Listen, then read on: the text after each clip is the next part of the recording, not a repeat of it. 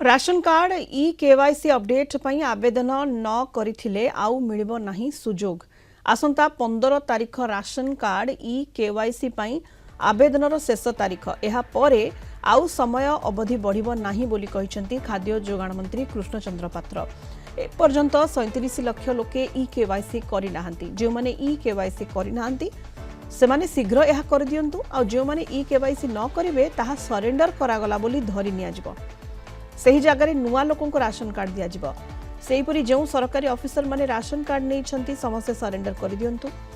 Surrender period शेष होला परे जदि सरकारी अधिकारी सरेंडर करि नथिबे तबे सेमानक विरोध रे सरकार निश्चित भाबे एक्शन नेबे बोली मंत्री कृष्णचंद्र पात्र कहिसंती।